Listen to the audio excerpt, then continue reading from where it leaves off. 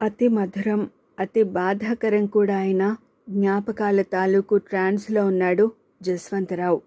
ఆలోచనలతో నిశ్చలంగా రాతి బొమ్మలా ఉండిపోయిన జస్వంతరావు వైపు అయోమయంగా చూస్తోంది మీనాక్షి. నాన్నా అని పిలవాలని బలంగా అనిపిస్తోంది ఆ అమ్మాయికి. కానీ ఆ 2 అక్షరాలను కలిపి ఉచ్చరించడం తన వశం కానట్లు అనిపిస్తోంది కూడా. నాన్న. నా అనే అక్షరమే 2 సార్లు రిపీట్ అయితే నాన్న. అవును, నా అనే ఒకే అక్షరం 2 రూపాలతో, ఒకటి మృదువుగా, ఇంకోటి ఒత్తుతో, ఇంకొంచెం ధాటిగా కలిపే నాన్న. భార్యాభర్తలు కూడా ఈ పదంలోని 2 అక్షరాలలాగా కలిసిపోయి ఉండవలసి ఉండగా ఈ నాన్న అంత మంచి అమ్మకి ఎందుకు దూరమైపోయాడు? చూడబోతే ఈయన చెడ్డవాడిలా ఏమీ లేడు కదా. పైగా చూడగానే పర్ఫెక్ట్ జెంటిల్మన్ అనిపిస్తాడు కూడా కదా. మరి అసలేం జరిగింది అంది తటపటాయిస్తూ అంటూనే అప్రయత్నంగా చేయి జస్వంతరావు చేతి మీద వేసింది. ట్రాన్స్లో నుండి ఒక్కసారిగా బయటపడినట్లు ఉలిక్కిపడి చూశాడు జస్వంతరావు. నిజమే, అసలేం జరిగింది? ఏం జరిగిందంటే మళ్ళీ మనసులో జ్ఞాపకాలు మెదిలాయి. ఆ రోజున తను వసుధ అలా కోపగించుకుని వెళ్ళిపోబోతూ ఏదో తోచి గుమ్మం దగ్గర ఆగి వెనక్కి తిరిగి చూశాడా. అక్కడేం కనబడింది? అప్పటిదాకా తనతో పాటు చాలా బింకంగా, పంతంగా, మౌనంగా కూర్చుండిపోయిన వసుధలో ఇప్పుడు పెను మార్పు వచ్చేసింది. ఈ లోకంలోని దుఃఖమంతా తన మొహంలోనే, మరీ ముఖ్యంగా తన కళ్ళల్లోనే గూడు కట్టుకుని ఉన్నట్లుగా శోకతప్తురాలై చూస్తోంది వసుధ. దీనాతి దీనంగా ఉన్న ఆమె చూపుని తను చూడలేకపోయాడు జస్వంతరావు. వసుధకి కొద్ది క్షణాల పాటే అయినా అంత బాధ కలగజేసినందుకు పశ్చాత్తాపంతో దహించుకుపోతూ 2 అంగల్లో ఆమెని చేరుకున్నాడు. అలా ఆమెని చేరుకోవడం ఒక ఎత్తు. చేరగానే చటుక్కున ఆమె పాదాల దగ్గర కూలబడిపోవడం ఇంకో ఎత్తును. తనేం చేస్తున్నాడో కూడా తనకి తెలియడం లేదు జస్వంతరావుకి. తనని దహించి వేస్తున్న పశ్చాత్తాపం తాలూకు ప్రభావం, వసుధ పట్ల తనకి ఉన్న ఆరాధనా భావం, ఈ 2 కలిసి అతని పురుషాధిక్యతని మర్చిపోయేలా చేశాయి. అయ్యో, ఇదేమిటి అని కంగారు పడిపోయింది వసుధ. చెట్టుకున లేచి నిలబడిపోయింది. ఆమెని కదలనివ్వకుండా గట్టిగా పట్టేసుకున్నాడు జస్వంతరావు. లేవకు, నన్నిక్కడే ఇలాగే కూర్చోనివ్వు. ఇప్పుడు నాకెంత తృప్తిగా ఉందో తెలుసా? నిన్నింకెప్పుడు బాధ పెట్టను వసుధ. నిజంగానా అంది వసుధ ఒక్కసారిగా సంతోషం ముంచుకొచ్చేస్తుండగా. నిజంగానే. చేసిన తప్పుకు నాకు నేను ఏం పనిష్మెంట్ ఇచ్చుకోను అన్నాడు జస్వంతరావు. ఎందుకంతంత పెద్ద పెద్ద మాటలు చెప్పావుగా, ఇంకెప్పుడు నన్ను బాధ పెట్టనని. అది చాల్లే, ఇంక లే అంది వసుధ. లేవను. కాదు, నా ప్లేస్ ఇక్కడే. నువ్వు దేవతవి, నేను నీ భక్తుడిని అన్నాడతను తమకంగా. చూడబోతే నువ్వు నన్ను మనిషిలా బతకనిచ్చేటట్లు లేవే అంది వసుధ నవ్వుతూ. టెన్షన్ అంతా తగ్గిపోయి చాలా రిలాక్స్డ్గా, చాలా హాయిగా ఉంది ఆమె మనసు ఇప్పుడు. నిజంగా నువ్వెంత గొప్పదానివో నీకు తెలుసా అని. అబ్బే, బొత్తిగా తెలీదు అంది వసుధ. నువ్వెంత గొప్పదానివో తెలుసుకోవడానికి రోజుకి 1,00,000 ఉదాహరణలు కనపడుతుంటాయి. వసుధ, లేటెస్ట్గా జరిగిన సంగతి ఒకటి చెప్పనా అన్నాడు జస్వంతరావు. మీ నాన్న స్టేటస్ పెరుగుతున్న కొద్దీ మీకు పని మనుషుల అవసరం పెరిగిపోతోంది. కేవలం బట్టలు ఉతకడానికే ఇంకో కొత్త మనిషిని పెట్టుకున్నారు మీరు. మీ అమ్మ ఆ పని మనిషితో బేరమాడి నెలకు 10 రూపాయలు ఇస్తానని చెప్పింది. ఆ తర్వాత తెలిసింది నీకు ఆ సంగతి. వెంటనే ఎంతో ఆదుర్దా పడిపోతూ అడిగావు నువ్వు మీ అమ్మని. నెలకు 10 రూపాయలే ఇస్తానంటే సంతోషంగానే ఒప్పుకుందా, కష్టం మీద ఒప్పుకుందా? వెంటనే మీ అమ్మ అంది, దాని సంతోషం సంగతి నీకెందుకే అని. నేను అదే అడుగుతున్నాను వసుధ. చెప్పు, సాటి మనుషులంటే నీకెందుకంత జాలి, ఎందుకంత అభిమానం? ఎలా వచ్చింది నీకు ఈ గొప్పతనం? సరేలే, ఇది కూడా ఒక గొప్పతనమేనా ఏమిటి అంది వసుధ. నీ గొప్పతనం నీకు తెలియదు. నాలాంటి ఒక సాధారణ సుబ్బారావుని ప్రేమించడంలో కూడా నీ గొప్పతనం బయటపడిపోవడం లేదు అన్నాడు జస్వంతరావు. అబ్బా, కథల్లోలాగా నవలల్లోలాగా ప్రేమించడమేమిటి? ఆ మాటలంటే నాకు అసహ్యం, చీప్గా ఉంటుంది. ఒక్కసారిగా తలక్రిందులైపోయినట్లయింది సుబ్బారావు ఉరఫ్ జస్వంతరావు మానసిక స్థితి. అంటే నేనంటే నీకు ఇష్టం లేదా అన్నాడు దెబ్బతిన్నట్లు చూస్తూ. ఎందుకు లేదు, బోలెడంత ఇష్టం. నన్ను పెళ్లి చేసుకోవా? వెంటనే పక్కచూపులు చూసింది వసుధ. కొద్ది క్షణాలు ఆగి, పెళ్ళంటే నేనొక్కదాన్ని తలుచుకుంటే అయిపోతుందా ఏమిటి అంది మెల్లిగా. ఎందుకు కాదు, నువ్వు నేను ఇష్టపడితే ఇంక మనల్ని ప్రపంచంలోని ఏ శక్తి విడదీయలేదు అన్నాడు జస్వంతరావు. చివుక్కున అతని వైపు తిరిగింది వసుధ. అంటే ఏమిటి? నేను పెద్దవాళ్ళని ఎదిరించి నీతో లేచి వచ్చేస్తాననుకున్నావా అంది చాలా పదునుగా. అవసరమైతే అలాగే చేయవలసి వస్తుంది. అలాంటి అవసరం ఎప్పటికీ రాకూడదు. మరి మన పెళ్ళికి మీ వాళ్ళు ఒప్పుకోకపోతే? ఒప్పించే బాధ్యత నాది కదా. మీ నాన్నకి నేనంటే పడదు. అందుకే నువ్వు ఆయనతో మంచిగా ఉండాలి. ఊరికే నటించడం కాదు, నిజంగానే మంచిగా ఉండాలి. మా నాన్నని ఎప్పుడు ఎలా ఒప్పించాలో నాకు తెలుసు. నాన్న ఆ ఒక్క విషయంలో నా మాట వినాలంటే నేను చాలా విషయాల్లో ఆయన మాట వినాలి. అవునా? అంతేకాదు, మరీ ముఖ్యంగా నువ్వు మా నాన్నని ఎనిమిని చూసినట్లు చూడడం మానేయాలి. నువ్వు ఆయనతో మంచి టర్మ్స్లో ఉంటేనే నాతో కూడా మంచి టర్మ్స్లో ఉండగలవు. పరోక్షంగా అయినా సరే నువ్వు ఆయనతో ఎనిమిటి పెంచుకుంటే ఆటోమేటిక్గా ఆ తర్వాత ఇంక నాతో రిలేషన్షిప్ ఉండదు. దానివల్ల నేను ఆ తర్వాత నరకయాతన అనుభవించినా సరే అంది. కలవరపడిపోయాడు జస్వంతరావు. ప్లీజ్, ఇంకెప్పుడు అలా అనకు అన్నాడు ప్రాధేయపూర్వకంగా. నేను విల్లింగ్గా అలా అంటున్నానా? మన లైఫ్ హ్యాపీగా గడిచిపోవడానికే కదా అలా చెబుతున్నాను. ఇక నుంచి నువ్వు మా ఫాదర్తో చాలా కార్డియల్ రిలేషన్షిప్ మెయింటైన్ చేస్తావు. ప్రామిస్? అవునా అంది వసుధ. ప్రామిస్ అన్నాడు జస్వంతరావు. అప్పటికి విడిపోయారు ఇద్దరు. మేఘాల మీద తేలిపోతున్నట్లు ఫీల్ అయ్యాడు జస్వంతరావు. సంతోషంతో సెలబ్రేట్ చేసుకోవాలనిపించింది అతనికి. మంచి హోటల్కి వెళ్ళాడు. గులాబ్ జామ్ ఆర్డర్ ఇచ్చాడు. ఆ తర్వాత మసాలా దోశ తిన్నాడు. కాఫీ తాగాడు. వీటన్నిటితో కలిపి వసుధ మాటలని నంచుకున్నాడు. ఆమె మాటలని, అందులోని అక్షరాలని, అవి పలుకుతున్నప్పుడు ఆమె ముఖ కవలికలని మరీ మరీ గుర్తు తెచ్చుకున్నాడు. టోటల్ సీన్ని అంతా మళ్ళీ మరొకసారి జ్ఞప్తికి తెచ్చుకున్నాడు. ఎంజాయ్ చేశాడు. మళ్ళీ ఆ తర్వాత ఆ సీన్ తాలూకు చిన్న చిన్న డీటెయిల్స్లోకి వెళ్ళాడు. ప్రతి డీటెయిల్ని అన్ని యాంగిల్స్లో నుంచి చూశాడు. అలా చూస్తూనే తనకి ఆయాచితంగా వరప్రసాదంగా చిక్కిన ఈ అదృష్టానికి అచ్చెరువు పడ్డాడు. వసుధతో పోలిస్తే ఉత్త అనామకుడు తను. వసుధేమో పాలిటిక్స్లో రైజింగ్ స్టార్ లాంటి పద్మనాభరావు గారి కూతురు. తనేమో అతని దగ్గర నౌకరు. వసుధ చాలా బాగుంటుంది. తను అందగాడేం కాదు, కానీ అందవికారంగా ఉండడు, అంతే ఊరట. వసుధ చెప్పలేనంత మంచిది. తను మామూలు మనిషి. తామిద్దరూ మరీ ఉత్తర దక్షిణ ధృవాలు కాకపోయినా కూడా మొత్తానికి ఇది లంకెకి అందని లంగరందని అనుబంధంలాగే కనపడుతోంది తరచి చూస్తుంటే. అందుకే అన్నారేమో ప్రేమ గుడ్డిది అని.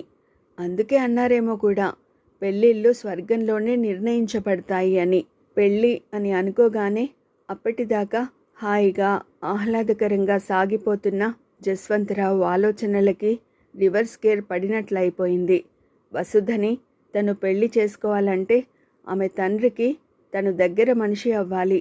ఇంకో రకంగా చెప్పాలంటే ఒక దేశద్రోహికి తను తొత్తులాగా మారాలి. ఊరికే నటించడం కాదు, నిజంగానే మారాలి. తనని పద్మనాభరావు ఎందుకు కొలువులో పెట్టుకున్నాడో అప్పట్లో అర్థం కాలేదు, కానీ ఇప్పుడు క్రమక్రమంగా తెలుస్తోంది తనకి. అతను తనని కొలువులో పెట్టుకోవడమే కాదు, టోకుగా కొనేదలుచుకున్నాడు. తను అతనికి వ్యతిరేకంగా ఏదో చేయబోతున్నాడని గ్రహించాడు పద్మనాభరావు. అందుకనే తన కదలికలు అనుక్షణం గమనించడానికి గాను ఉద్యోగం ఇచ్చి దగ్గర ఉంచుకున్నాడు. బాగా జీతభత్యాలు ఇచ్చి తన వైపుకు తిప్పుకోవడానికి చూస్తున్నాడు. పద్మనాభరావు ఇలా చేయడానికి ఇంకో కారణం కూడా ఉంది. అదే తన తెలివితేటలు. దేవుడు తనకి అందం తక్కువ ఇచ్చాడు నిజమే, కానీ ఆ లోటుని భర్తీ చేయడానికేమో అన్నట్లు అమోఘమైన తెలివితేటలు ఇచ్చాడు. తనని చిన్నప్పటి నుంచి ఎరిగిన పద్మనాభరావుకి తన తెలివితేటల గురించి చాలా బాగా తెలిసే ఉండాలి. ఎందుకంటే అతను కూడా తెలివిగలవాడే కనుక. అది సరే, పద్మనాభరావు దగ్గర అతి కష్టం మీద వినయం నటించగలడు. తను భక్తి ప్రపత్తులు ప్రకటించగలడు. చివరికి నౌకరీ కూడా చేయగలడు. నిజంగా పద్మనాభరావుతో కలిసిపోవడం అది దాదాపు అసంభవమే కదా. ఒకవేళ అది అసాధ్యమే అనుకుంటే తను వసుధని పెళ్లాడడం కూడా అసాధ్యమే అవుతుంది సహజంగానే. ఈ మధ్య మరీ చిత్రంగా తయారయ్యాడు పద్మనాభరావు. పొద్దస్తమానం అతన్నే అంటిపెట్టుకుని ఉండడం వల్ల పోను పోను అతనిలోని లొసుగులు మరింతగా తెలుస్తున్నాయి తనకి. రాజకీయవేత్తలలో ముఖ్యంగా 2 తెగల వాళ్ళు ఉన్నారు. దేశానికి స్వాతంత్ర్యం రాకముందు స్వాతంత్ర్య పోరాటంలో పాల్గొని ఆస్తిపాస్తులు సర్వస్వం పోగొట్టుకుని పస్తులుండే స్థితికి వచ్చిన వాళ్ళు, ప్రాణాలు కూడా దేశం కోసమే అర్పించిన దేశభక్తులు. ఇక రెండో రకం ఉన్నారే, పద్మనాభరావు లాంటి వాళ్ళు. వాళ్ళు స్వాతంత్ర్య పోరాట సమయంలో ఎక్కడ చచ్చారో మనకి తెలీదు. స్వాతంత్ర్యం వచ్చాక లైసెన్సు, పర్మిట్ కోటాల్లో రాజ్యంలో చొరబడి దేశాన్ని దోచుకు తినడానికి ఇలాంటి దేశభక్తులు కుక్క గొడుగుల్లాగా, కుక్కమూతి పిందెల్లాగా పుట్టుకొచ్చేశారు. వీళ్ల ధాటికి స్వాతంత్ర్యం సంపాదించి పెట్టిన అసలు దేశభక్తులు వెనక్కిపోయారు.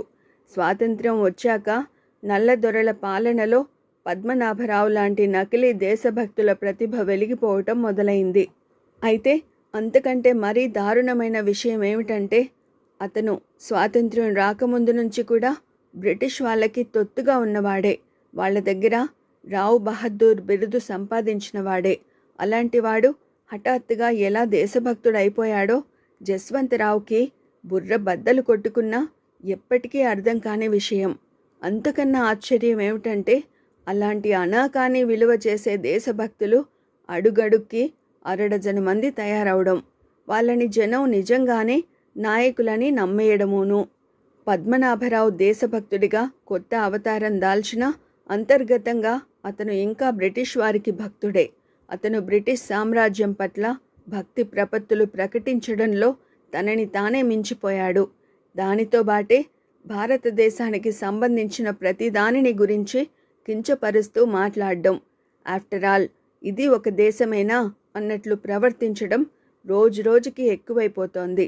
పద్మనాభరావు ఇంట్లో బ్రిటిష్ వస్తువులు ఇదివరకటి కంటే ఎక్కువైపోయాయి.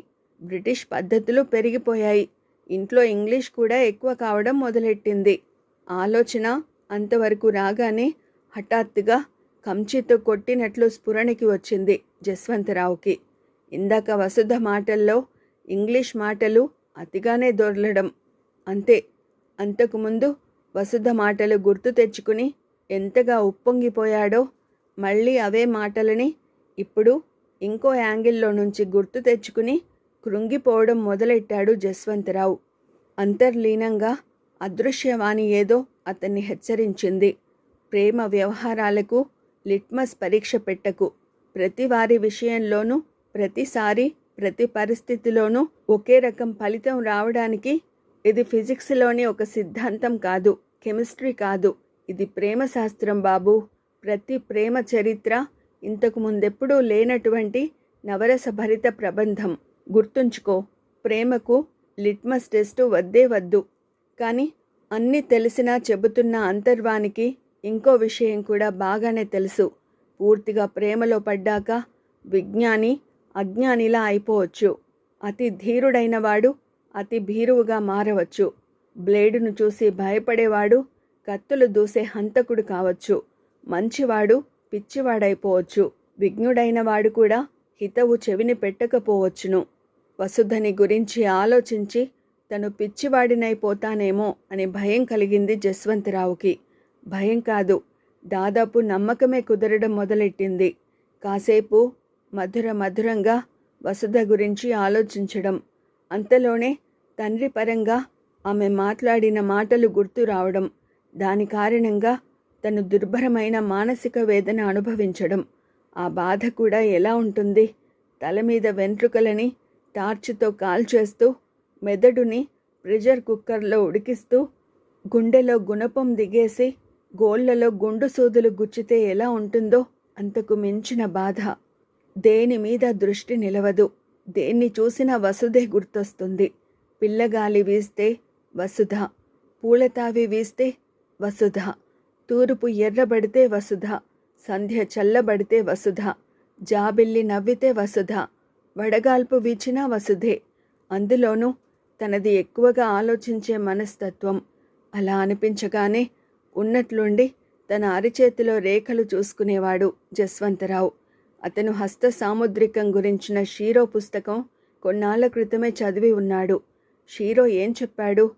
హెడ్లైన్ గనక మూవ్ మౌంట్ వైపుకి దగ్గరగా వచ్చి కొంచెం కిందికి జారినట్లు ఉంటే ఆ మనిషికి ఆలోచనలు ఎక్కువే ఉంటాయి.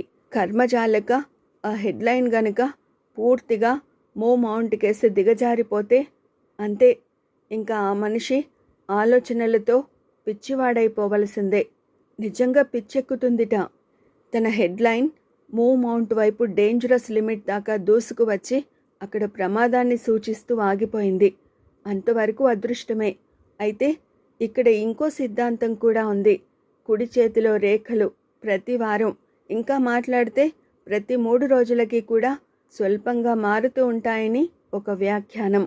అలా తన హెడ్లైన్ కూడా మారిపోయి మూవ్ మౌంట్ని ఆక్రమించేసి తనని పిచ్చివాడిని చేసేస్తే తన భయాలకి చాలా ఆధారాలు ఉన్నాయి కదా. ఏమిట్రా ఈ మధ్య అదోలా ఉంటున్నావు అని అడిగింది అతని తల్లి. ఏం చెప్పగలడు తను? ఎలా చెప్పగలడు? అసలు తన బాధని ఎవరితోనైనా చెప్పుకోగలడా? సిగ్గు విడిచి చెప్పుకున్నా తన చిత్రమైన మానసిక స్థితి ఎవరికైనా అర్థం అవుతుందా? మర్నాడు పొద్దున్నే యథావిధిగా పద్మనాభరావు గారింటికి కొలువుకి బయలుదేరాడు జస్వంతరావు. పద్మనాభరావు ఇంటికి వెళుతున్నాననుకుంటే మనసంతా జుగుప్స. దాన్నే ఇంకో విధంగా వసుధ ఇంటికి వెళుతున్నాననుకుంటే ఈ ముల్లో కాళ్ళు పట్టలేనంత ఆనందం. షరా మామూలే, కాలకూట విషము అమృతము కలిసిన కాక్టెయిల్. ఆ రోజున జస్వంతరావు పద్మనాభరావు గారింటికి వెళ్ళగానే గుమ్మం దగ్గరే కనపడింది వసుధ. ఆమెను చూడగానే దిగ్భ్రమ పొందాడు జస్వంతరావు. అతను అలా షాక్ అయిపోవడానికి కారణం ఉంది. గుమ్మం దగ్గరే నిలబడి ఉంది వసుధ. కానీ గుర్తుపట్టలేనంత మారిపోయింది తను. ఏమిటి తేడా? పిల్ల తెమ్మరకి తుఫాను గాలికి ఉన్నంత, మంచి గంధానికి మురుక్కాలువకి ఉన్నంత, కంచి పట్టుకి సింథటిక్ బట్టకి ఉన్నంత. శుభలక్ష్మిలా 16 అణాల తెలుగు అమ్మాయిలా కనపడే వసుధ ఇవాళ అంతా ఒక ఇంగ్లీష్ పిల్లలా ఉంది. స్కర్ట్ వేసుకుని ఉంది తను, హై హీల్స్ వేసుకుని ఉంది, చెంపలకి రోజ్ పూసుకుని ఉంది, పెదవులకి లిప్స్టిక్. అన్నిటికన్నా జస్వంతరావుకి చూడగానే బాధ కలిగించింది ఏమిటంటే బాబ్ చేయించుకుని ఉన్న ఆమె తలకట్టు. నిలువెత్తు నల్ల తాచులు 2 పెనవేసుకుపోయినట్లు నల్లగా లావుగా మోకాళ్ళ దాకా ఉండేది వసుధ జడ. అంత పొడుగు జుట్టుని నిర్దాక్షిణ్యంగా కత్తిరించేసింది తను. అదేదో చిత్రమైన పిట్టగూడులా జుట్టు మాత్రం మిగిలింది ఆమె తల మీద. ఒక్కసారిగా పూనకం వచ్చినంత కోపం వచ్చేసింది జస్వంతరావుకి. వసుధలో ఇంత పెనుమార్పు ఎందుకొచ్చిందో స్పష్టంగా తెలిసిపోతూనే ఉంది. వాళ్ళ నాన్నగారి ఇంగ్లీష్ పిచ్చి ప్రభావం. ఈ రోజుల్లో 1994వ సంవత్సరంలో కమ్యూనికేషన్ల వల్ల, ప్రయాణ సాధనాల వల్ల, శాటిలైట్ ఛానల్స్ వల్ల ఈ ప్రపంచం ఒక గ్లోబల్ విలేజ్ లాగా, అంటే ఆఫ్టర్ ఆల్ ఈ ప్రపంచం అంతా కలిస్తే ఒక పల్లె అంత వైశాల్యం లేదు అనిపించేటంతగా కుంచుకుపోతున్న సమయంలో ఇక్కడి ఆడపిల్లలకి, ఇంగ్లీష్ అమెరికన్ ఆడపిల్లలకి కూడా అంత తేడాలు కనపడకపోవచ్చునేమో. కానీ ఆ రోజుల్లో, మరి ముఖ్యంగా ఆ రోజున వసుధ తాలూకు ఇంగ్లీష్ గెటప్ జస్వంతరావుకి షాక్ కలిగించింది. సుబ్బారావు వచ్చేశాడే, నాన్న నీకోసం ఎదురు చూస్తున్నారు అంది వసుధ త్వరగా. ఏదో వంకతో తనతో మాటలు కలపాలని ఆమె అలా అన్నట్లు తోచింది సుబ్బారావు ఉరఫ్ జస్వంతరావుకి. అంతలోనే అటువైపు వచ్చాడు వసుధ తండ్రి పద్మనాభరావు. ఈలోగా చటుక్కున తన చిట్టి తమ్ముడిని ఎత్తేసుకుంది వసుధ. ఆ ఎత్తుకోవడం కూడా ఎట్లా ఎత్తుకుంది? తన మొహం తండ్రికి కనపడకుండా తమ్ముడు అడ్డం వచ్చేటట్లు ఎత్తుకుని క్షమించవు అన్నట్లు బేలగా చూసింది జస్వంతరావు వైపు. ఒక తండ్రి చాటు పిల్ల తండ్రి ఇష్టానికి, మనసు ఇచ్చినవాడి ఇష్టానికి మధ్య నలిగిపోతున్న బాధ అది అని గ్రహించలేకపోయాడు తను. తన మొహం తండ్రికి కనబడకుండా తమ్ముడిని చాటు చేసుకుని క్షమించవు అని వసుధ తన కేసి చూస్తుంటే ఎంత టక్కరితనం అనుకున్నాడు ఉక్రోషంగా. ఆవేశం అతని ముందు వెనుకలు ఆలోచించనివ్వలేదు. విసురుగా పద్మనాభరావు వైపు తిరిగి, నాకు ఇవాళ సెలవు కావాలి అన్నాడు. అది అడగడం కాదు, జస్ట్ స్టేట్మెంట్, వెళ్ళిపోతున్నా అంతే. అలా చెప్పి పద్మనాభరావు అనుమతి కోసం చూడకుండానే గిరుక్కున వెనక్కి తిరిగాడు జస్వంతరావు. వెంటనే వినబడింది వసుధ గొంతు. ఇవాళ ఆ మెట్ల గది సర్దిస్తానంటివే అంది పదునుగా, ఆరోపణగా. పని ఎగ్గొట్టి వెళ్ళిపోతున్న నౌకరుని యజమానురాలు గద్దించినట్టే అనిపించి చుర్రుమంది జస్వంతరావుకి. చివుక్కున వెనక్కి తిరిగి చూశాడు. ఆమె గొంతులో దాష్టికానికి, ఆమె మొహంలో కనపడుతున్న ఆర్ద్రతకి అసలు పొంతనే లేదు. మళ్ళీ అదే ఫీలింగ్ కలిగింది జస్వంతరావుకి. కొంతమంది ఆడపిల్లలకు ఉన్నట్లు చాలా టక్కరితనం ఉంది ఈ వసుధకి కూడా. కనురెప్ప చాటున కథాకళి నడిపించేయగలదు. నిజం. మళ్ళీ విసవిస నడిచి గేట్లో నుంచి బయటకు వెళ్ళిపోయాడు జస్వంతరావు. నేరుగా ఒక హోటల్కి వెళ్ళిపోయాడు. నిన్న వసుధ మాటలని సెలబ్రేట్ చేసుకోవడానికని అవి ఇవి తినేసినట్లే ఇవాళ ఆమెని ఇంగ్లీష్ గెటప్లో చూసిన షాక్ని మర్చిపోవడానికి గాను అవి ఇవి అన్నీ చెత్త చెత్తగా తినేయడం మొదలుపెట్టాడు. హోటల్లో టిఫిన్లు తినడం తప్ప ఇంకా వేరే ఏ అలవాట్లు లేవు అతనికి. సంతోషం వచ్చినా దుఃఖం వచ్చినా హోటల్కే వెళ్ళిపోతాడు. చాలా ఆగ్రహంగా, అవమానం ఫీల్ అవుతూ, ఆక్రోశాన్ని ఆపుకుంటూ, ఆ అమ్మాయిని అనేక విధాల ఆడిపోసుకుంటూ ఏం తిన్నాడో తెలియకుండానే టిఫిన్ ముగించి కాఫీ ఆర్డర్ ఇచ్చాడు జస్వంతరావు. మెట్లగది సర్దించాలిట, మెట్లగది. కాఫీ చివరి గుక్క తాగుతుండగా హఠాత్తుగా అతనికి ఆత్మ సాక్షాత్కారం అయినట్లయింది. మెట్లగది సర్దించాలిట తను. మెట్లగది. మెట్లగదిలో తామిద్దరూ ఎప్పుడు అవకాశం వచ్చినా కూర్చుని మాట్లాడుకుంటూ ఉంటారు. ఆ మెట్లగదిని సర్దించమని అంతకుముందు ఎప్పుడూ వసుధ తనతో చెప్పి ఉండలేదు. సర్దిస్తానని తాను చెప్పి ఉండలేదు కదా. అంటే వసుధ అకారణంగా మెట్లగది ప్రస్తావన తెచ్చిందంటే అందులో ఒక కోడు ఉందన్నమాట. మెట్లగదిలో నన్ను కలుసుకో అని. అంతే అయ్యుండాలి. అలా ఊహ తోచగానే చెప్పలేనంత రిలీఫ్ కలిగింది జస్వంతరావుకి. జరిగిపోయిన దానికి ఏదో బలమైన కారణం ఉండే ఉండాలి. అదేమిటో చెప్పడానికే తనని రమ్మని ఉంటుంది వసుధ. మనసంతా తేలికైపోయింది జస్వంతరావుకి. బిల్లు పే చేసేసి అట్నుంచటే పద్మనాభరావు ఇంటికి వెళ్ళిపోయాడు జస్వంతరావు. నేరుగా మెట్లగదిలోకి వెళ్ళాడు. మధ్యలో అతనికి ఎవరూ కనపడలేదు. తను వచ్చినట్లు వసుధకి తెలియచేస్తే బావుంటుంది. ఇంట్లోకి వెళ్తే మళ్ళీ అక్కడ పద్మనాభరావు కనపడతాడేమో. అతని ఆలోచన తెగకముందే మృదువుగా పాదాల సవ్వడి, పట్టు పరికిణి రెపరెప. కళ్ళెత్తి చూసిన జస్వంతరావు తన కళ్ళను తానే నమ్మలేకపోయాడు. పొద్దున్న అచ్చం ఇంగ్లీష్ అమ్మాయిలా కనపడిన వసుధ ఇప్పుడు అసలు సిసలైన తెలుగు ఆడపిల్లలా కనపడుతోంది. జడ బావుందా అంది జడని ముందుకు వేసుకుంటూ. మొగలి పూలతో అల్లిన జడ, 4 మూరల పొడుగు ఉన్న జడ. అప్పుడింకోటి తట్టింది. జుట్టు బాబ్ చేయించుకున్న వసుధ ఇంత పెద్ద మొగలిపూల జడ ఎలా వేసుకుంది?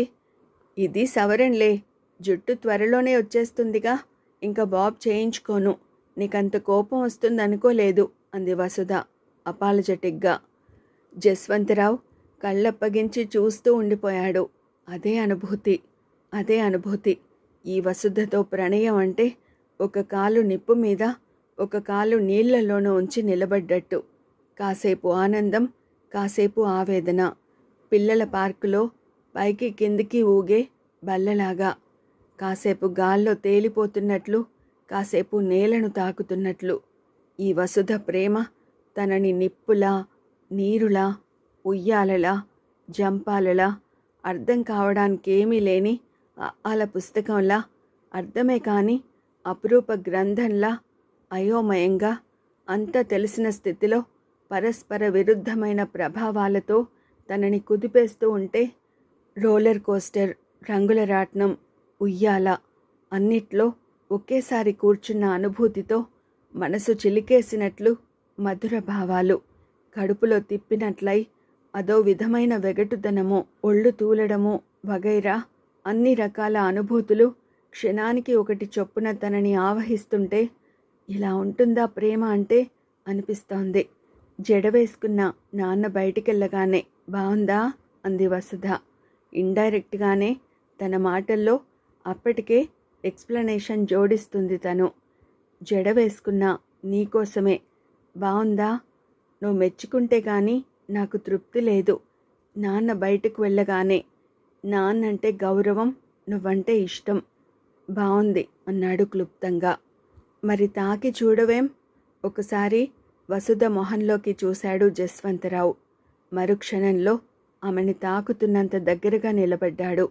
ఆ తర్వాత ఏం జరిగిందో వాళ్ళిద్దరికీ తెలీదు. అంతా అయిపోయేదాకా. అలా అనుకోని విధంగా ఆ సమయంలో ఆ మెట్ల గదిలో వాళ్ళిద్దరూ ఏకమైపోయారు. ముందు వసుధే తేరుకుంది ఆ ప్లెజెంట్ షాక్ నుంచి. ఎంత తప్పు చేశాం అంది దిగులుగా. అంత తప్పేమీ కాదులే, ఎలాగూ పెళ్లి చేసుకుంటాం గదా అన్నాడు జస్వంతరావు సర్ది చెప్పబోతూ. అతనికి మనసులో భయంగానే ఉంది. మనం పెళ్ళయ్యేదాకా ప్యూర్గా ఉంటామనుకున్నాను అంది వసుధ దిగులు దుఃఖంలోకి మారిపోతుండగా. ఆ తర్వాత చాలామంది ఆడపిల్లలకు చాలా సహజంగానే తట్టే ఆర్గ్యుమెంట్ చెబుతూ జరిగిపోయిన దానికి నువ్వే కారణం, నీకు తొందర ఆత్రము ఎక్కువ, నిదానం లేదు అంది ఆరోపణగా. దోషం ఇద్దరిది అయినా కూడా అంతా తన మీదే వేసుకుని దోషిలా తల వంచుకున్నాడు జస్వంతరావు. అది చూసి ఇంకొంచెం రెచ్చిపోయింది వసుధ. అసలెందుకు చేశావు ఇలా అంది.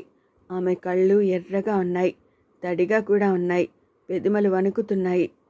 ఆ అమ్మాయి తనకి తన మీద వచ్చిన కోపాన్ని కూడా ఎదుటి వాళ్ళ మీద చూపించే మానసిక స్థితిలో ఉందని గ్రహించాడు జస్వంతరావు.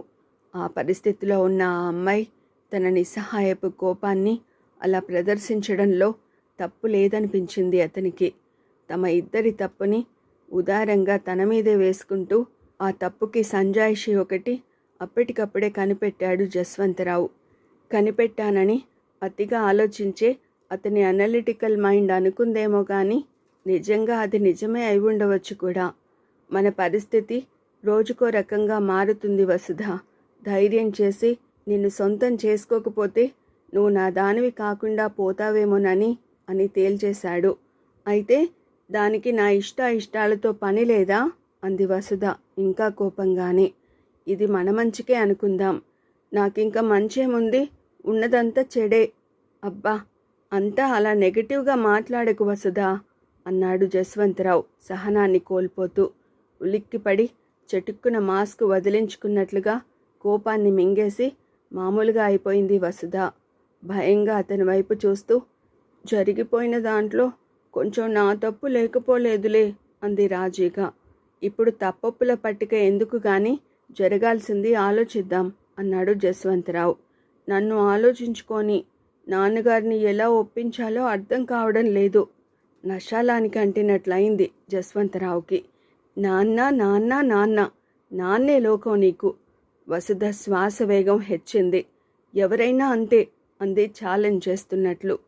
అందరి విషయం వేరు, నీ విషయం వేరు. మీ నాన్న మామూలు నాన్న కాదు, మీ నాన్న పక్కా విలన్, దేశద్రోహి.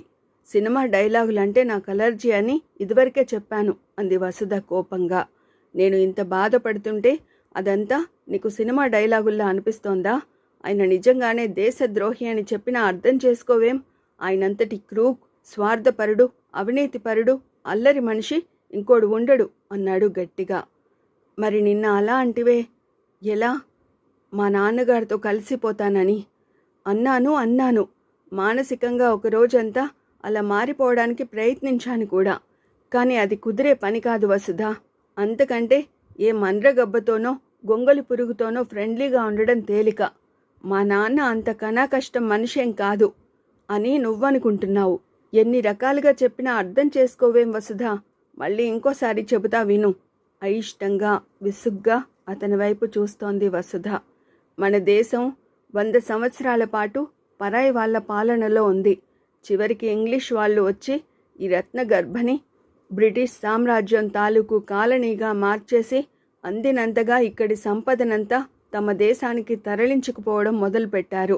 ఇంగ్లీష్ వాళ్ల మీద ఒక టిప్పు సుల్తాన్, ఒక ఝాన్సీ రాణి తిరగబడ్డం మొదలు అది 1857లో మొదటి సిపాయిల తిరుగుబాటుకి దారి తీసింది.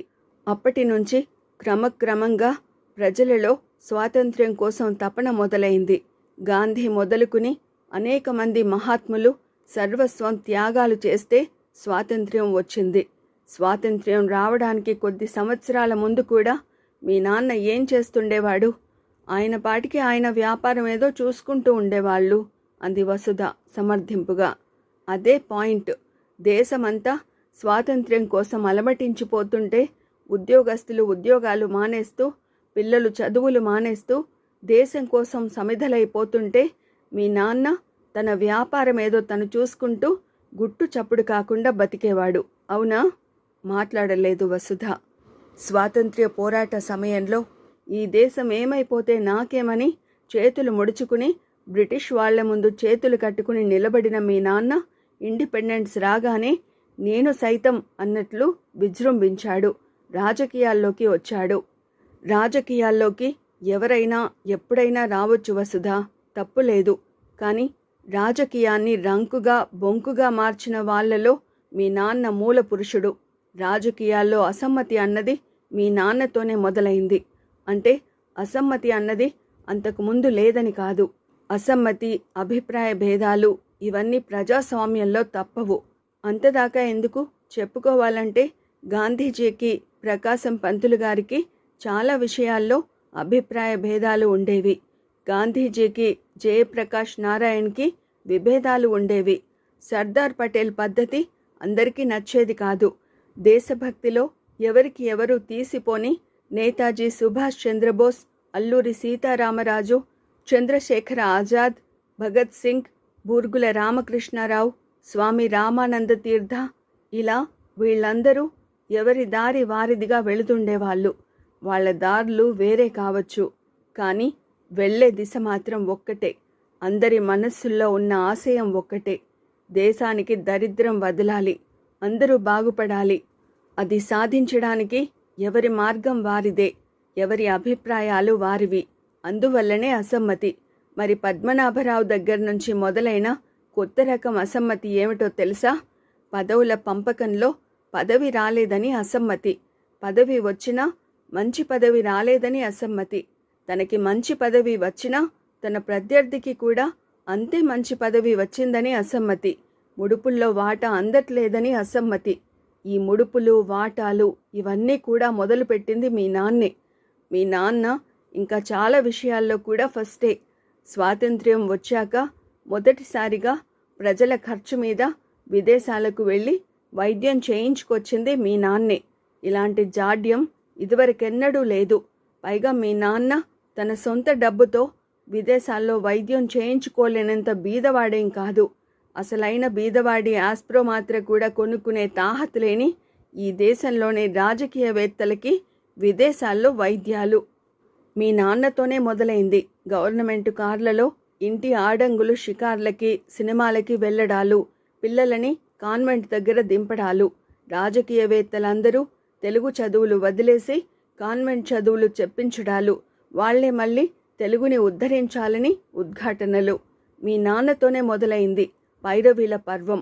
ప్రజల పనులు పట్టించుకోకుండా ఎన్నికైన మరుక్షణం నుంచి ఎన్నికల్లో ఖర్చయిన డబ్బుని ఎలా రాబట్టుకోవాలో, వచ్చే ఎలక్షన్కి అవసరమయ్యే డబ్బు ఎలా సమకూర్చుకోవాలా, వ్యవసాయం, పరిశ్రమలు, ఆర్థిక వనరులు ఇవన్నీ సొంతానికి ఎలా అభివృద్ధి చేసుకోవాలా, అనుకూలమైన ఆఫీసర్లని ఎలా తమ జిల్లాకి తెచ్చుకోవాలా, అనుకూలంగా లేని ఆఫీసర్లని ఎలా అడవులు పట్టించాలా, ప్రత్యర్థుల మీద పగలు, ప్రతీకారాలు ఎలా తీర్చుకోవాలా, పై నాయకుల దృష్టిలో ఎలా పడాలో, ఇలాంటి నీచమైన రాజకీయ శ్రీకారం చుట్టింది మీ నాన్న. మీ నాన్న రాజకీయాల్లోకి వచ్చేదాకా అసలు ఇలాంటి తప్పుడు పనులు చేయవచ్చునని స్పృహ కూడా చాలా మందికి ఉండేది కాదు. ఇలాంటి చాలా దుర్మార్గపు పనులకి మీ నాన్న మార్గదర్శి, రౌడీయిజానికి రూటు ఏర్పరిచిన మనిషి. ఇప్పుడేం చేస్తాడో తెలుసునా? తన పార్టీ వాళ్ళందరికీ జెండా కర్రల పేరుతో లాఠీలు ఇవ్వాలని ఒక ప్రతిపాదన పెట్టాడు. చేతిలో ఆయుధం ఏమీ లేకుండానే అన్ని పార్టీల కార్యకర్తలు పెట్టరేగిపోతున్నారు. ఇప్పుడొక వర్గం వారికి లాఠీలు కూడా ఇస్తే దేశం వైలెంట్గా అయిపోతుంది. బ్రిటిష్ జమానాలో మీ నాన్న కుయ్ కుయ్ అనకుండా సగం చచ్చినట్లు పడి ఉన్నాడు. కానీ అప్పట్లో గనక ఇట్లా తోకాడించి ఉంటే ముందు తోక కోసి ఉప్పు కారం అద్ది ఉండేవాళ్ళు. ఆ తర్వాత చెంప ఇలా చెల్లుమనిపించి ఉండేవాళ్ళు అని ఒక్క అంగలో జస్వంతరావు దగ్గరికి వచ్చేసి శక్తి కొద్దీ అతని చెంప మీద చాచి లెంపకాయ కొట్టాడు. అప్పటిదాకా తలుపు పక్కన నిలబడి ఉన్న పద్మనాభరావు. జస్వంతరావు చెంప మీద బాంబు పేలినంత శబ్దం వచ్చింది. పద్మనాభరావు 5 ఏళ్ల గుర్తులు జస్వంతరావు చెంప మీద వాతల్లాగా తేలాయి. కళ్ళంబడి గిర్రున నీళ్లు తిరిగాయి. అప్రయత్నంగానే అతను వసుధ వైపు చూశాడు, సపోర్టు కోసం అన్నట్లు. వసుధ కుడి చేతి బొటనవేలిని మునిపళ్ళతో కొరికి పట్టుకుని ఏం జరుగుతుందో అన్నట్లు ఆదుర్దాగా చూస్తోంది. అంతే తప్ప ఆ అమ్మాయి అక్కడి నుంచి కదల్లేదు. తండ్రిని వారించలేదు కూడా. మళ్ళీ పెడీమని ఇంకో దెబ్బ వేశాడు పద్మనాభరావు. సాటి కులం వాడివి కదా అని పైకి తెద్దామనుకుంటే నాకే బొక్క పెట్టడం మానవుట్రా. ఈ గదిలోనే గొయ్యి తీసి నిన్ను పాతి పెడతా. ఎవడడ్డం వస్తాడో చూస్తా. మళ్ళీ వసుధ వైపు చూశాడు జస్వంతరావు. ఇంకా అదే భంగిమలో ఉంది వసుధ. ఆదుర్దాతో పాటు ఆమె కళ్ళల్లో కాస్త కోపం కూడా కనబడుతోంది. అతను తన తండ్రికి కోపం తెప్పించాడని ఆమెకు కోపం. ఆ కోపాన్ని ప్రదర్శిస్తూ జస్వంతరావు తన వైపు చూడగానే విసురుగా పమిట సవరించుకుని కొంగు భుజం చుట్టూ కప్పుకుంది వసుధ. అప్పటిదాకా అతనికి తన బాడీ మీద ఇచ్చిన చనువంతా ఇంకా క్యాన్సిల్ అన్నట్లు. గుండె మండిపోయింది జస్వంతరావుకి. ఈలోగా పద్మనాభరావు చెయ్యి మళ్ళీ గాల్లోకి లేచింది. అది తన చెంపను తాకేలోగా పద్మనాభరావుని పక్కకి తోసేసి బయటికి పరిగెత్తాడు జస్వంతరావు. అరగంట గడిచినా అతను ఇంకా అలా పరిగెడుతూనే ఉన్నాడు. ఆగ్రహం అతన్ని అలా పరిగెత్తిస్తోంది. ఎంత కేర్లెస్గా ప్రవర్తించింది వసుధ. ఆమె తండ్రి తనని గొడ్డుని బాదినట్లు బాదుతుంటే బొమ్మలా చూస్తూ నిలబడుతుందా? పైగా తను ఆమె వైపు చూడగానే అలా కోపంగా పమిట సవరించుకోవడం ఎందుకు? తనేమన్నా ఒక జులాయి వెధవా ఏమిటి? అసలు ఆమె గారు ఆ రోజున అలా పమిట జార్చేయబట్టే కదా ఇది ఇవాళ ఇంత దూరం వచ్చింది. అసలు ఆ రోజున ఆమె అలా చేయాలని తను కోరుకోను కూడా లేదే. నువ్వు మంచిదానివి అని నిజంగానే మనస్ఫూర్తిగానే నిజాయితీగానే మెచ్చుకున్నాడు తను. తన మెప్పుదలకు బదులుగా ఆమె రొమాన్స్ని వరంగా ఇవ్వదలుచుకుంది. ఇచ్చింది. పెళ్లి చేసుకోబోతున్నారు కూడా. మరి ఇప్పుడు హఠాత్తుగా ఈ నక్రా ఏమిటి? పద్మనాభరావు కొట్టిన చెంపదెబ్బ కన్నా వసుధ పమిట సవరించుకుని నువ్వింక పరాయివాడివి అన్నట్లు చూడ్డం అతని గుండెని మండించింది. అప్పుడే అక్కడికక్కడే చచ్చిపోవాలనిపించింది అతనికి. అదుపులేని కోపంతో పెద్ద పెద్ద అంగలు వేస్తూ వెళ్తున్న అతను చూసుకోకుండా ఒక రాయిని తొక్కాడు. దబేలుమని కింద పడ్డాడు. కష్టం మీద లేవబోతూ తల ఎత్తి చూసేసరికి ఎదురుగుండా కనబడింది ఒక బోర్డు. Army recruitment centre. క్షణంలో సగంలోనే ఒక నిశ్చయానికి వచ్చేశాడు జస్వంతరావు. ఎలాగూ చచ్చిపోవాలనుకున్నప్పుడు దేశం కోసం చచ్చిపోతే బాగుంటుంది కదా. తన ఆర్మీలో చేరిపోతాడు. అడిగి మరీ ఏ యుద్ధానికన్నా వెళ్తాడు. 1000 మంది శత్రువులను చంపి ఆ తర్వాత తను చస్తాడు. కానీ చచ్చేలోగా ఒక్కసారంటే ఒక్కసారి కూడా తను ఆ వసుధ పేరు గుర్తు తెచ్చుకోడు. వసుధ అనే 3 అక్షరాల కలయిక తన మనసులో ఇంక మెదలదు. నిజంగానే అలా వసుధని తలుచుకోకుండా ఆర్మీలో ఓ సంవత్సరం ఉన్నాడు జస్వంతరావు. అతను మెలకువగా ఉండగా ఎప్పుడూ వసుధ పేరు కూడా గుర్తు తెచ్చుకోలేదు. నిజమే. కానీ కళ్ళు మూతలు పడగానే కనురెప్పల మీదే కూర్చునేది వసుధ. ప్రతిరోజు ఒక కల వచ్చేది. ఆ కలలో వసుధ ఆ రోజు తన ప్రవర్తనకి ప్రతిరోజు ఒక కొత్త కారణం ఒకటి చెప్పేది. కలల్లో ఆమె చెప్పిన కారణాలు ఏవీ నచ్చలేదు జస్వంతరావుకి. నిజానికి అవి తన మనసు తనకు చెబుతున్న కారణాలే అయినా కూడా. సంవత్సరం గడుస్తుండగా ఒకరోజు పొద్దున్నే వసుధ గుర్తుకు వచ్చింది అతనికి. తక్షణం తనని తాను శిక్షించుకున్నట్లు చప్పున అరచేతిని స్టవ్ మీద పెట్టేశాడు జస్వంతరావు. కొద్ది క్షణాలు అలా వసుధ తన మనసులోంచి తొలగిపోయేదాకా స్టవ్ మంటల మీదే అతని చేయి కాలిపోయింది. అంతలోనే ఇంకో సిపాయి అక్కడికి వచ్చాడు. అరెరే, చెయ్యి అంత కాలిపోయిందే, అర్జెంటుగా ముందు ఫస్ట్ ఎయిడ్ చేసి ఆ తర్వాత ట్రీట్మెంట్ కోసం బేస్ హాస్పిటల్కి తీసుకెళ్ళాలి అన్నాడు ఆదుర్దాగా. తను అన్ని రోజుల నుంచి వెతుకుతున్న ప్రశ్నకి జవాబు అక్కడే ఆ సిపాయి మాటల్లో దొరికింది జస్వంతరావుకి. First aid, treatment. First aid అంటే తక్షణ చికిత్స, అవసరానికి అప్పటికప్పుడు చేసే టెంపరరీ ట్రీట్మెంట్. కానీ ఫస్ట్ ఎయిడ్ తాత్కాలికం. అసలు ఎఫెక్ట్ కావాలంటే పూర్తి ట్రీట్మెంట్ తీసుకోక తప్పదు. దేశం కుళ్ళిపోతుంది, మనుషులు అల్లాడిపోతున్నారు. ఇలాంటి పరిస్థితుల్లో మనుషులని తక్షణం ఆదుకునే ఫస్ట్ ఎయిడ్ ఉండాలి. దేశాన్ని ఆల్ రైట్ చేసే మేజర్ ట్రీట్మెంట్ కూడా ఉండాలి. వసుధ లాంటి వాళ్ళు ఫస్ట్ ఎయిడ్ చేయడానికి పనికి వస్తారు. కష్టాల్లో ఉన్న వాళ్ళకి కూడు గుడ్డ పెట్టగలరు. అవసరమైతే 5 రూపాయల సాయం చేయగలరు. మంచి మాటలు చెప్పగలరు. మాట సాయం ఉండగలరు. కానీ ఇదంతా ప్రథమ చికిత్స మాత్రమే. దేశానికి ఉన్న జాడ్యాన్ని గురించి చెప్పు. వసుధ లాంటి వాళ్ళకి అర్థం కాదు. సంఘ సంస్కరణ పోరాటం ఇలాంటి పదాలు వల్లెవేయి. వాళ్ళ మనసుకెక్కదు. ఈ సంఘానికి శస్త్రచికిత్స అవసరమని చెప్పు. వాళ్ళు ఆవలిస్తారు. రెండో రకం ట్రీట్మెంట్కి తనలాంటి, అంటే ఈ జస్వంతరావు లాంటి వాళ్ళు కావాలి. దేశభక్తితో ఉరకలెత్తిపోతుండే తనలాంటి వాళ్లే కావాలి. ఇప్పుడు స్పష్టంగా అర్థమవుతోంది. వసుధ మంచిదే. ఆమె మంచితనం మహత్తరంగా కనపడినా అది ఫస్ట్ ఎయిడ్ లెవెల్ మాత్రమే. తన దేశభక్తి మాటలు చాదస్తంగా వినపడినా తన మంచితనం నేషనల్ లెవెల్. ఈ లెవెల్ డిఫరెన్స్ వల్లే ఇన్నాళ్ల నుంచి వసుధ మాటలు తనకి, తన మాటలు వసుధకి కాకుండా పోయాయి. Now it is very clear. అలా అనుకోగానే ఒక్కసారిగా వసుధ మీద కోపం తగ్గిపోయి ఆమె మీద ఆపేక్ష, తన మీద తనకే కోపం ముంచుకొచ్చేశాయి. తక్షణం వసుధని చూసి క్షమాపణ చెప్పుకోవాలనిపించింది. వెంటనే లీవ్ తీసుకుని ఆఘమేఘాల మీద ఊరికి తిరిగి వచ్చాడు. అతను వచ్చి రాగానే తెలిసిన విషయం ఆమె ఇంట్లో చెప్పకుండా ఊరొదిలి వెళ్ళిపోయిందని. తను మిలిటరీలో చేరిన రోజునే వసుధ ఎవరితో చెప్పకుండా ఊరు వదిలి వెళ్ళిపోయిందని తెలిసింది. కానీ ఎందుకని, ఏ ఊరికి వెళ్ళిందో మాత్రం ఎన్ని విధాలుగా ప్రయత్నించినా అర్థం కాలేదు జస్వంతరావుకి. అతను స్పష్టంగా అనుకోకపోయినా, అలా అనుకోవట్లేదని తనని తాను నమ్మించుకుంటున్నా కూడా అంతర్లీనంగా అతనిలో ఒక భావన ఉంది. తను ఇలా మిలిటరీలో చేరిపోవడం ద్వారా షాక్ ట్రీట్మెంట్ ఇచ్చాడు వసుధకి. చెప్పా పెట్టకుండా వెళ్ళి ఆర్మీలో చేరిపోతే ఆ తర్వాత తన కోసం తపించిపోతుంది వసుధ, అల్లాడిపోతుంది.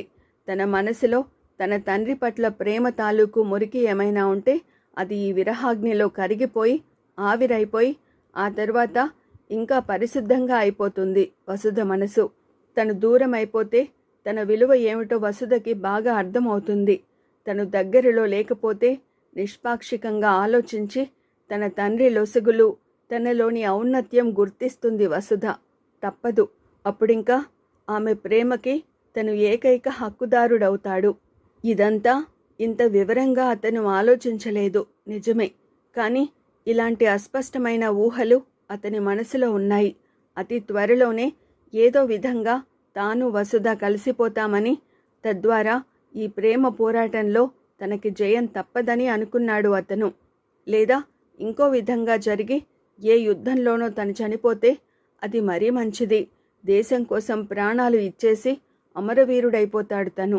ఈ జన్మకి ఒక సార్థకత ఏర్పడుతుంది. వసుధ ప్రేమ సామ్రాజ్యానికి అధిపతి అయిపోతాడు తను. అది మహత్తర విజయం. లేదా యుద్ధంలో ప్రాణాలు పోతే వీరస్వర్గం. ఏదైనా మంచిదే.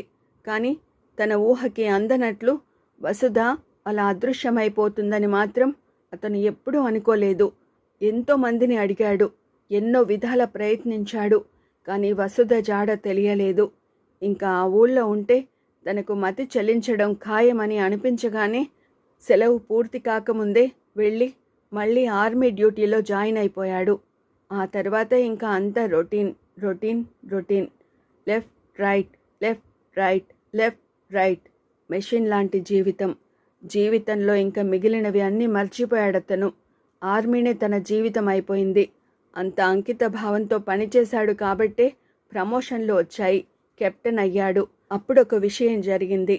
ఒక మల్టీ మిలియనీర్ని ఎవరో కిడ్నాప్ చేశారు. అతన్ని విడిపించడంలో ఆర్మీ సాయం కోరింది ప్రభుత్వం. ఆ కమాండో ఆపరేషన్లో జస్వంతరావు కూడా ఉన్నాడు. మిలియనీర్ని విడిపించడంలో అతని పాత్ర చాలా ఎక్కువే ఉంది. ఆ మిలియనీర్ పేరు రాజా విక్రమదేవరావు, అరెస్ట్ వైల్ రాజా ఆఫ్ రాణిపూర్. ఆ కమాండో ఆపరేషన్లో జస్వంతరావు డేర్ డెవిల్లా బిహేవ్ చేయడం వల్ల విక్రమదేవరావు బతికి బయటపడ్డాడు. కానీ జస్వంతరావు బాడీ మాత్రం తూట్లు పడిపోయింది. అతని ప్రాణాలకు ముప్పు లేకపోయినా కూడా అతను ఇంకా మిలిటరీ సర్వీస్కి పనికిరాడని తేల్చారు అధికారులు. అన్ని సౌకర్యాలతో జస్వంతరావుకి ఆనరబుల్ డిశ్చార్జి ఇచ్చారు. విక్రమదేవరావు చాలా బిజినెస్ లైక్ మ్యాన్. కెప్టెన్, నువ్వు నాకు నచ్చావు. నా ఎస్టేట్ మేనేజర్గా ఉండరాదు? ఎలాగో ఇంకా ఆర్మీ సర్వీస్ లేదు కదా అన్నాడు. అందుకు అభ్యంతరం ఏమీ కనపడలేదు జస్వంతరావుకి. ఒప్పుకున్నాడు. నీ పేరేమిటన్నావు? సుబ్బారావు కదూ? అబ్బే, నీ పర్సనాలిటీకి, నా దగ్గర ఉద్యోగానికి ఆ పేరు బొత్తిగా సూట్ కాదు. నీ పేరు మార్చేస్తున్నా. ఇవాళ నుంచి నీ పేరు Jaswanth Rao, captain Jaswanth Rao, estate manager of Ranipur estate అన్నాడు విక్రమదేవరావు. జస్వంతరావుకి హిస్టరీ అంటే చాలా ఫాసినేషన్ ఉంది. అతను రాజా విక్రమదేవరావు కొలువులో కుదురుకోవడానికి ఆ ఇంట్రెస్టే సగం కారణం.